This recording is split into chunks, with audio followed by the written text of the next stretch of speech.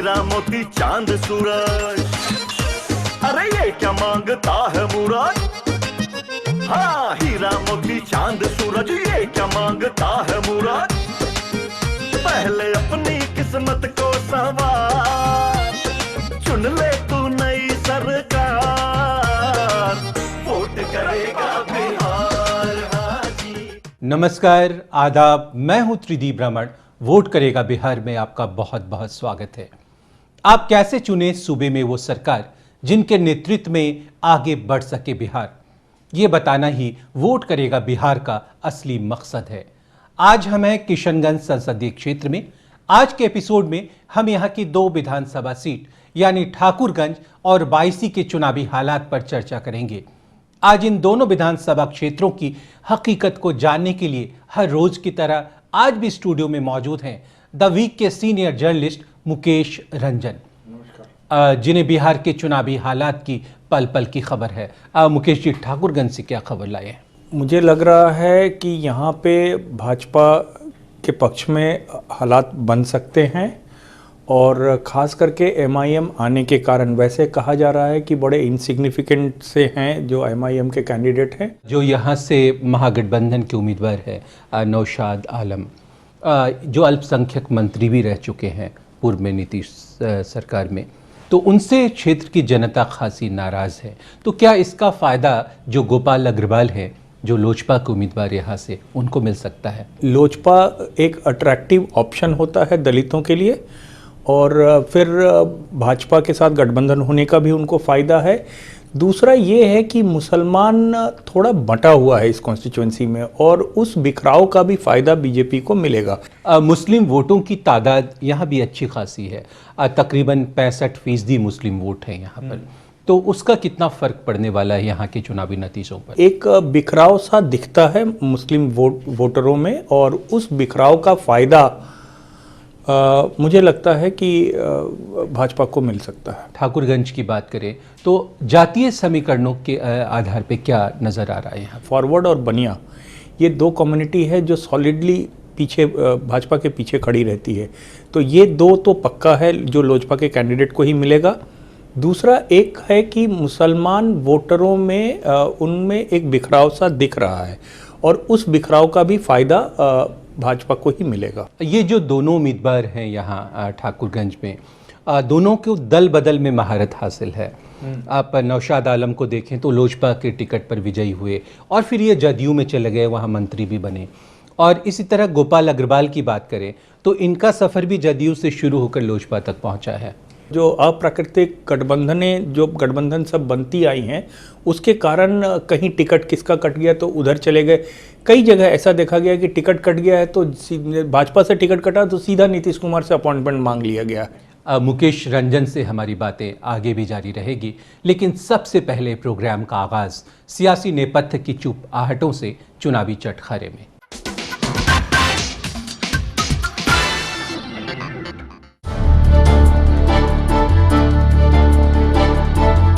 नीतीश कुमार अपनी पीठ खुद थपथपाते रहे हैं कि उनकी पार्टी ने महिलाओं के आरक्षण के मुद्दे का पूरा ख्याल रखा है और बिहार के निकाय और पंचायत चुनाव इसकी मिसाल हैं। लेकिन जब विधानसभा, लोकसभा और राज्यसभा में महिलाओं की हिस्सेदारी की बात आती है तो नीतीश का एक विरोधाभासी रूप सामने आता है। 2014 के लोकसभा चुनाव में नीतीश ने जदयू की 39 सीटों में से सिर्फ 2 महिलाओं को टिकट दिया था।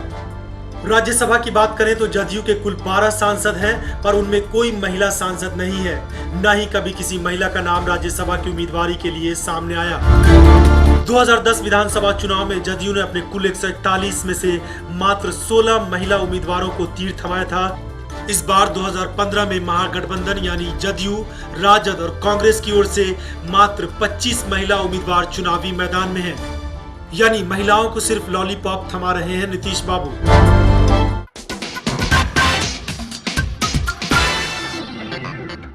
चुनावी चटखारे के बाद हम आपको सीधे लेकर चल रहे हैं ठाकुरगंज विधानसभा क्षेत्र की ओर। किशनगंज लोकसभा क्षेत्र के तहत आने वाला ठाकुरगंज विधानसभा क्षेत्र सीमांचल का एक बड़ा व्यावसायिक केंद्र है। ये इलाका चाय उत्पादन के साथ साथ अनानास की खेती के लिए देश भर में विशेष पहचान रखता है। बावजूद इसके क्षेत्र के हालात साफ बयां करते हैं कि राजनीतिक नेतृत्व और प्रशासनिक सांचा इसे इसके वास्तविक स्वरूप में ढालने में पूरी तरह सफल रहा है। मुख्य सड़क की हालत भी बेजार है। अंदर के कई इलाकों में रास्तों का निर्माण सालों से रुका पड़ा है। स्वास्थ्य केंद्र तक बीमार है। हमेशा संसाधनों का टोटा बना रहता है। बिजली की कमी हमेशा रहती है। महंगे होते खाद, बीज और कीटनाशक किसानों का सिरदर्द बनते रहते हैं। वहीं उत्पाद के अनुसार दाम नहीं मिलने से उनकी परेशानियां और बढ़ जाती है। संभावनाओं से भरा क्षेत्र होने के बावजूद समाज का एक बड़ा तबका गरीबी की मार झेल रहा है। यहाँ लोगों के पास रहने को घर नहीं है, पीने के लिए पानी नहीं है, लोग गंदगी के साथ जीने को मजबूर हैं। क्षेत्र की राजनीति पर गौर करें तो जनता ने अलग अलग दलों को मौका दिया है एक नई उम्मीद के साथ, पर उन्हें निराशा ही हाथ लगी है। साल 2010 के विधानसभा चुनाव में लोजपा के नौशाद आलम ने जदयू के गोपाल कुमार अग्रवाल को पराजित किया और मुकेश जी, जदयू के यही गोपाल कुमार अग्रवाल अब लोजपा से उम्मीदवार हैं। तो कितना सिनेरियो बदला है, कितना परिदृश्य बदला हुआ लग रहा है? देखिए, जदयू से टिकट कटा, टिकट कटने के बाद क्या करते वो, तो लोजपा के पास वहाँ पे एक स्ट्रॉन्ग कैंडिडेट नहीं था। लोजपा ने इनको लोक लिया है। बिहारी, मतलब बिहार की भाषा में हम बात करें तो इसको लोक लिया है उन लोगों ने। मुकेश जी, अगर आप देखें तो लोगों ने यहाँ विभिन्न दलों को हमेशा मौका दिया और मल्टी कॉर्नर फाइट रही हमेशा। जैसे 1995 में यहाँ से भाजपा को मौका मिला, 2000 में कांग्रेस को मिला, 2005 में सपा को मिला और 2010 में लोजपा को मिला। तो लोग हर बार दाव लगाते रहे कि चलो ये जो हमारा चुना हुआ जनप्रतिनिधि है ये कुछ करेगा हमारे लिए, ये कुछ करेगा, पर हमेशा निराशा ही हाथ लगे। मेरे समझ से यहाँ के जो मतदाता हैं उन्होंने ज़्यादातर कैंडिडेट को वोट किया, जो उम्मीदवार थे उनको वोट किया। उसका सबसे बड़ा उदाहरण है कि सपा को भी जिताया है इस विधानसभा क्षेत्र ने। मुकेश रंजन से हमारी बातें आगे भी जारी रहेगी। फिलहाल वक्त हो गया एक छोटे से ब्रेक का। ब्रेक से वापस लौटकर हम अपनी चर्चा आगे जारी रखेंगे। सच दिखाने की जिद बनी रहेगी। आप बने रहिए हमारे साथ। हम लौट कर आते हैं पल दो पल में। वोट करेगा बिहार हाजी, वोट करेगा बिहार हाजी। ब्रेक के बाद आपका स्वागत है। बिहार विधानसभा चुनाव के चुनावी महासमर को एक दीगर नजरिए से देखने दिखाने वाले प्रोग्राम वोट करेगा बिहार में। इससे पहले कि हम अपनी चर्चा को आगे बढ़ाएं, एक नजर डालते हैं साल 2014 के लोकसभा चुनावों पर और जानते हैं कि ठाकुरगंज विधानसभा क्षेत्र में किस पार्टी का कैसा रहा था प्रदर्शन। ठाकुरगंज में बीजेपी के डॉक्टर दिलीप कुमार जायसवाल को 66,545 वोट, तो कांग्रेस के मोहम्मद असरारुल हक को 85,395 वोट मिले। जेडीयू के अख्तरुल ईमान को मात्र 4,906 वोट, तो बीएसपी के मोहम्मद नौशाद को 2,843 वोटों से ही संतोष करना पड़ा। अगर बात लोकसभा चुनाव की करें तो क्या उससे कोई संकेत हम ले सकते हैं 2014 के चुनाव परिणामों से? देखिए, 14 के चुनाव परिणाम से थोड़े बहुत हम देख सकते हैं कि वहाँ से कुछ एक ट्रेंड निकलता हुआ दिखता है। इंटरेस्टिंग ये है कि जो शहरी क्षेत्र है ठाकुरगंज का, वहाँ बनिया और फॉरवर्ड अच्छे खासे तादाद में हैं। मुस्लिम पॉपुलेशन ज़्यादातर आपको ग्रामीण क्षेत्रों में मिलता है। तो मेरे कहने का तात्पर्य ये है कि वो जो बनिया वोट है, जो फॉरवर्ड वोट है, और उसमें थोड़ा सा भी स्प्लिट हो गया मुसलमानों के वोट में, तो उस स्प्लिट का फ़ायदा भाजपा के लोजपा के कैंडिडेट को मिल जाएगा, जो एनडीए का कैंडिडेट है वहाँ पे। अगर नौशाद आलम की बात करें मुकेश जी, तो मुस्लिम समुदाय में एक बड़ी नाराज़गी इनको इस बात को लेकर है इनकी कि इन्होंने एक दफ़े बयान दिया था कि हर जगह विकास नहीं हो सकता या हर जगह का विकास नहीं हो सकता। तो इन पर यह आरोप लगता है कि पक्षपातपूर्ण रवैया रहा है। देखिए, ये कैरेक्टर जदयू का है। जो ये बात कह रहे हैं, ये कैरेक्टर एक तरह से जदयू का कैरेक्टर शो करता है। उन्हें जीत और जीत और जीत और सिर्फ जीत मिलती रही, तो बार बार सिर्फ जीत मिलने के कारण जो एक तरह का अहंकार आता है, उस अहंकार को वो एक तरह से एक्सप्रेस, मतलब वो निकल आता है, तो वो निकल आया है इनसे। अहंकार की ओर बहुत इशारा कर रहे हैं। लगता है मोदी जी का भाषण सुन के आए हैं आप। नीतीश बाबू की ओर इशारा किया उन्होंने। आपने जो कहा कि मैं मोदी जी के भाषण से इन्फ्लुएंस होकर जदयू के अहंकार की बात कर रहा हूं, तो बड़ा मतलब मुझे एक बात कहने में कोई संकोच नहीं है कि जैसे हम टच किए हुए हैं तो जंगल राज नहीं है, हमारा टच हटा नहीं कि हम वो जंगल राज हो गया। चलिए बताइए ठाकुरगंज की अंतिम निर्णायक चुनावी तस्वीर क्या है? अंतिम निर्णायक तस्वीर मुझे यहाँ इन सब के बावजूद भी टक्कर कांटे की है। मुकेश रंजन की राय से वाकिफ होने के बाद अब बारी है ठाकुरगंज की जनता जनार्दन की राय जानने की। आइए वाकिफ होते हैं उनकी राय शुमारी से। क्षेत्र में जब से जदयू की विधायक हुई है तब से तो कोई काम नहीं हो रहा है। समस्या क्या, नाला का दिक्कत है, रोड का समस्या का जो कीड़ा कुचरा कचरा सब फेंकने का कोई इस जगह नहीं है। समस्या ही है, ओवरलोडिंग गाड़ी के कारण रोड जर्जर हो गया है। इस मार्केट में पानी निकालने का कोई जगह ही नहीं है। नीतीश का काम पहले जब भाजपा के साथ थे तो लगता था कि जैसे कोई स्वाभाविक गठबंधन है। एजुकेशन के क्षेत्र में ले तो हमारा ये डिस्ट्रिक्ट नगण्य के बराबर है। धान का रेट नहीं मिल रहा है, पत्ती का रेट नहीं मिल रहा है। सब हमारे जैसे गरीब वीडियो साहब से तो हम अनुग्रह करने आए कि मेरे पति बीमार है सर, बचा लीजिए। आज तक नहीं गया, आज तक हमको पूछ के बुलाया नहीं कि आपका पति का क्या प्रॉब्लम था। एक योजना आई है जो MSDP योजना के नाम से उनको जाना जाता है, लेकिन यह योजना के लाभ से हम लोग को वंचित किया गया है। कल लोग के 7 दिन पहले भैंस मर गई बिजली पोल से, FCI गोडाउन के आगे हम लोग का लाइन काट दिया गया। एक हफ्ता से दौड़ते दौड़ते परेशान हो गए। SDO कहते जय करवाएंगे, जय कहते SDO करवाएंगे, वो कहते सरकारी मिस्त्री करवाएंगे। ऐसे करते करते हम लोग बहुत परेशान हो गए। बेची जो हम बरसात में 5-6 महीने जो बिल्कुल फ्लड रहता है, उसके कारण हमारा लेडीज़ जो है वही मर जाता है, लेकिन हम लोग इस पर नहीं आ सकते। ये आज 3 साल से पुल टूटा हुआ है, बच्चा जा नहीं पाता है वर्षा का मौसम से, हाँ, और पानी से भरा हुआ रहता है। विधायक जी को बोला 3 बार देखा, लेकिन बना देंगे, आज तक नहीं बनाया पुल। बिहार की व्यवस्था को, शिक्षा अराजकता व्यवस्था की हालात पैदा कर दी है बिहार में। अभी तो यहाँ के विधायक के कामकाज मोटा मोटी कुछ दिख ही नहीं रहा है। अभी नीतीश जी की जो सरकार है ये सिर्फ अपने में जो है उलझ के रह चुकी है, ठीक है, जिस कारण कि यहाँ किसी भी युवाओं को रोजगार नहीं मिला जा रहा है। हम लोग जो नौकरी करते हैं 3 साल तक ड्यूटी है, वृक्षारोपण का पैसा नहीं मिल रहा है। और इंजीनियर को बोलते हैं ना, बस वो क्या गया, बोर्ड उठा के बात झाड़ी में बोलता फेंक दीजिएगा। हम लोगों का देहात के रहने वाले गाँव में इतना अंधेरे में भटकना पड़ता है कि हम लोगों को खुद आगे बढ़ने की सोच नहीं हो रहा है। सर नीतीश सरकार में तो ऐसा कोई उम्मीद नहीं लग रहा है कि कोई सरकारी नौकरी हो। सड़क की तो हालत ठीक नहीं है।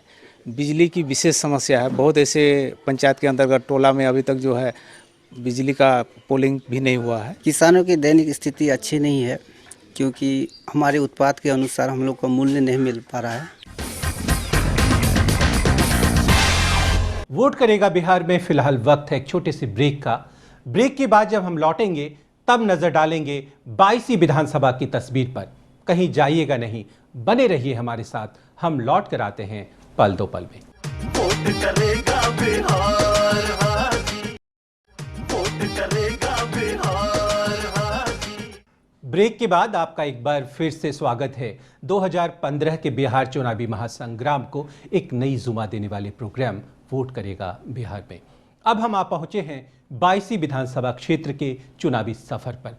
मुकेश जी, 22वीं की पहली चुनावी तस्वीर। 22वीं की जो पहली चुनावी तस्वीर अभी तक जो उभर के आ रहा है उसमें यहाँ भी कमोबेश टक्कर बराबर का है। मुकेश रंजन से हमारी बातें आगे भी जारी रहेगी।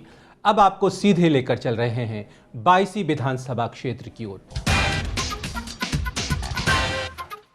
22वीं विधानसभा क्षेत्र किशनगंज लोकसभा क्षेत्र के बेहद पिछड़े इलाकों में शुमार होता है। ये पूर्णिया जिले के अंतर्गत आता है।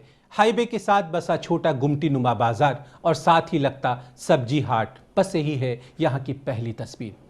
अंदर बढ़ें तो सड़कें नहीं हैं। कच्चे रास्तों और पगडंडियों ने इलाके को जोड़ रखा है। नालों और जल निकासी की किसी व्यवस्था की सोच तो बेमानी है। व्यवस्था के दीदार बेशक नहीं होते हों, लेकिन व्यवस्था के नाम पर लूट की कहानी हर किसी की जुबां पर है। बिजली के खंभे लगे सालों गुजर गए, लेकिन कनेक्शन का इंतजार अभी ग्रामवासियों को है। लोग स्वच्छ पीने के पानी के लिए तरस रहे हैं। किसानों को फसलों के नुकसान के लिए मिलने वाले मुआवजे के साथ जुड़ी भ्रष्ट सिस्टम की कहानियां जग जाहिर है।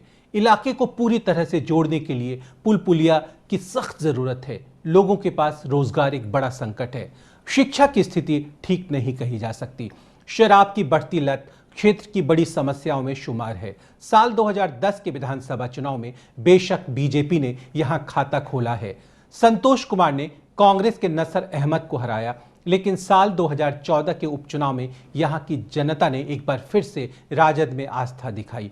अब्दुल सुभान ने 2005 के बाद फिर वापसी की। गौरतलब है कि इस बार बीजेपी रेस से बाहर रही, जदयू के सैयद रुकुद्दीन दूसरे नंबर पर रहे। और मुकेश जी, अगर आपको याद हो कि जो बीजेपी के यहाँ के विधायक थे संतोष कुमार कुशवाहा, जो बीजेपी का दामन छोड़कर इन चुनाव से, लोकसभा चुनाव से पहले नीतीश जी के साथ चले गए और उनके टिकट पर वो पूर्णिया से एमपी हो गए, तो यहाँ पर आने जाने का सिलसिला काफ़ी लगा रहता है। एक तो ये इलाका इस तरह से सीधी लाइन पे, एक सीधी लकीर पे राजनीति करती नहीं है, उसके कारण भी है। और ख़ास करके जो सारा समीकरण है ना, वो इतना उथल पुथल हुआ है कि उसमें लोग इधर से उधर जहाँ जैसा टिकट मिलता गया उस तरह से लोग उसमें जाकर अपने आप को बैठाने लगे हैं। और पिछले 3 चुनाव की बात करें तो 3 अलग अलग उम्मीदवारों ने जीत हासिल की। बीजेपी ने जीता, आरजेडी ने जीता, फिर इंडिपेंडेंट ने जीत हासिल की यहाँ से। तो इतना बदला बदला सा मिजाज क्यों है यहाँ? देखिए, एक तो 10 का लोग उम्मीद ढूंढते हैं कि ये नहीं तो ये, इसको मौका दो। नहीं, अब 10 का चुनाव एक किसी खास परिप्रेक्ष्य में हुआ था, उसके बाद 14 में जो उपचुनाव हुए वो खास परिप्रेक्ष्य में हुए। 10 और 14 के बीच में सारे समीकरण उलट पलट हो गए। तो मुझे लगता है वोटर को क्या ऑप्शन मिला, मतलब उनको क्या, मतलब मुकेश जी इसको इस रूप में कहें कि नज़रें बदलती है तो नज़ारे बदल जाते हैं, और सुबह होती है तो सितारे बदल जाते हैं। तो लोगों ने बड़ा बदलते हुए लोगों को देखा है और उस हिसाब से अपने आप को बदलती राजनीति देखी है। और अगर यहाँ मुस्लिम वोटों की तो एक अधिकता है, एक मुश्त वोट है यहाँ पर तकरीबन 65% के आसपास। तो हिंदू वोटों की भी जो यहाँ पे प्रतिशत है वो तकरीबन 25-30% के आसपास है। तो आपको लगता है कि निर्णायक वोट हो सकते हैं हिंदू वोटर यहाँ पे? जब भी माइनॉरिटी वोट जो होता है, मैंने पहले भी कहा कि पूरे किशनगंज के हर विधानसभा क्षेत्र में हिंदू वोट जो है वो माइनॉरिटी में है, और माइनॉरिटी में जब हिंदू वोट होगा तो वो कंसोलिडेटेड रहता है। उसको आप कास्ट लाइन पे और जाति के आधार पर नहीं बांट सकते हैं, क्योंकि उनको एक थ्रेट होता है। तो वो थ्रेट से बचने के लिए अपने आप को एकजुट रखते हैं। इस बार के चुनावी समर में महागठबंधन की तरफ से राजद के अब्दुल सुभान मैदान में हैं, वहीं एनडीए की तरफ से आरएलएसपी के अजीजुर रहमान मैदान में हैं। और अगर बात करें तो देखिए, कुशवाहा की पार्टी को, उपेंद्र कुशवाहा की पार्टी को यहाँ से मौका मिला है एनडीए गठबंधन की ओर से। तो कितना मजबूत दावा है उनका? देखिए, हिंदुओं में कुशवाहा का नंबर सबसे ज़्यादा है यहाँ पे। अब्दुल सुभान की बात करें तो कैसा कैंडिडेट दिया है लालू जी ने यहाँ से? देखिए, अब्दुल सुभान जी लालू की पार्टी के जितने भी कैंडिडेट हैं, थोड़ा देखिए ये थोड़े दबंगई वाले लोग होते हैं, और इनका जो स्टाइल, जो इनका तरीका है राजनीति का, वो थोड़ा लाउड होता है, मतलब थोड़ी आवाज़ ज़्यादा होती है। अब उसमें रिजल्ट जैसे होता है ना, गरजते बादल बरसते नहीं, तो अब हो सकता है कि इससे पहले कि हम अपनी चर्चा को और आगे बढ़ाएं, आइए एक नज़र डालते हैं 2014 में संपन्न हुए लोकसभा चुनाव में 22 विधानसभा सीट की तस्वीर पर। 22 से बीजेपी के डॉक्टर दिलीप कुमार जायसवाल को 41,266 वोट, तो कांग्रेस के मोहम्मद असरारुल हक को 68,055 वोट, तो जेडीयू के अख्तरुल ईमान को 24,257 वोट, तो बीएसपी के मोहम्मद नौशाद को महज 2,491 वोटों से ही संतोष करना पड़ा। अगर हम 22 की अंतिम निर्णायक चुनावी तस्वीर की बात करें तो क्या दिखता है आपको यहाँ? वाईसी में मुझे लग रहा है कि ये आरएलएसपी के फेवर में जाएगी ये सीट। मुकेश रंजन की राय से वाकिफ होने के बाद अब बारी है 22 के वोटरों की राय जानने की। तो सड़क का समस्या ये बहुत ही एकदम दैनिक एकदम नीचे है। देखिए सर, ये सामने आपका जो है अभी ये आदमी चल ही रहे हैं। पूरा दिक्कत है, रास्ता घाट के लिए हम लोग बहुत कष्ट में हैं। छोटा छोटा बच्चा जब भी वर्षा हो जाता है स्कूल मदरसा जाने के लिए बहुत दिक्कत होता है। बच्चा को नहीं पढ़े पाते हैं, कुछ नहीं खिला पाते हैं, कपड़ा लत्ता नहीं दे पाते हैं। न बिजली है न कुछ है, खंबा करके गया तो अभी तक तार नहीं खींचा गया। सड़क पास है मट्टी उट्टी कुछ नहीं गिरे छे, नहीं बिजली दे छे, हमरा से अपने खम्भा गाड़ी के ले छे। से प्लास्टिक नहीं मिला, सड़कों में एक हाटो में कादो में रह, एक पोलो कुटा गाड़ी दिल के पोलो कुटा देखा का ले लंतन नहीं है, हैं घर तर उजरल तो प्लास्टिक नहीं दिल के, घर गिरा, जो पैसा मिला चावल गेहूँ भी नहीं मिला। क्या बाद में क्या करते हैं क्या हम लोग जाने, वोट लेने के बाद हम लोग जानते हैं अच्छे हैं, बाद में क्या जाने। रोड तो पूरा कंप्लीट नहीं हुआ। समस्या ये थी है सर, मकई का जो क्षति हुआ उसमें कोई भी एमएलए एमपी कोई भी साथ नहीं दिए, कोई आपदा को नहीं मिल सके। उसके बाद धान भी चले गए, गेहूं के चले गए, हम लोग बहुत पिटीशन दिए किसान से मिलकर, कोई सुनवाई नहीं लिया, अब तक कोई सुनवाई नहीं लिया। क्या विधायक ने काम किया? आगे जाके देखिए रोड को खंडक बना के छोड़ दिया है, दोनों तरफ मट्टी दे दिया, इतना पानी लग जाते हैं, आज तक ना उसमें गिट्टी है ना बालू है, कुछ नहीं है। शिक्षा का तो बातें यहाँ पे ठप है। हम लोगों का अभी तक नदी पार होकर के हमारा घर वहाँ पड़ता है, नदी पार होकर के तब जाना पड़ता है। हमारे यहाँ ये समस्या है कि रास्ता अभी भी प्रेजेंट में खराब है। हम लोगों को बरसात होने के बाद तो भाई नाव तो नहीं मिलता, केला का जो गाज होता है ना काट के नाव बना के पार होते हैं। जब सर इलेक्शन आती है तो बहुत साफ बताते हैं कि कारखाना खोलेंगे, युवा के लिए ये करेंगे वो करेंगे। जब इलेक्शन चल जाती है सर झलक दिखने के लिए मुश्किल हो जाता है उन लोगों को। देखिए यहाँ पर अफसरशाही तो पूरे बिहार में हावी है और उस चीज़ का असर यहाँ पर भी है। यहाँ का जो चुनाव आज तक हुआ है या विधायक का चयन के लिए प्रत्याशी आए हैं, वो विकास के नाम पर आज तक किसी को हम आते हुए नहीं देखे हैं। आज के एपिसोड में बस इतना ही। हमारा ये प्रोग्राम पसंद आ रहा हो तो लिखें या मेल करें, SMS करें या फ़ोन करें। आपकी राय हमारे लिए बेहद मायने रखती है। आज के लिए बस इतना ही। कल फिर होती है मुलाकात इसी वक्त इसी चैनल पर, सच दिखाने की इसी जिद के साथ। तब तक के लिए मैं त्रिदी ब्राह्मण अपने साथी मुकेश रंजन और NTI मीडिया की पूरी टीम के साथ आपसे अनुमति चाहता हूं। नमस्कार। आज हम हैं पटना साहिब संसदीय क्षेत्र में। आज के एपिसोड में हम यहां की 2 विधानसभा सीट यानी पटना साहिब और कुम्भरार के चुनावी हालात पर चर्चा करेंगे। हीरा मोती चांद सूरज, अरे ये क्या मांगता है मुराद। हाँ, हीरा मोती चांद सूरज, ये क्या मांगता है मुराद। पहले अपनी किस्मत को सवार, चुन ले तू नई सरकार। वोट करेगा बिहार, हाँ जी आगे बढ़ेगा बिहार। हाँ जी भैया, वोट करेगा बिहार, हाँ जी आगे बढ़ेगा बिहार। मिट जाए गांधीयारा और फिर होगा उजियारा। वोट तेरा है अधिकार, चुन ले तू अपनी सरकार। वोट करेगा बिहार, हाँ जी आगे बढ़ेगा बिहार।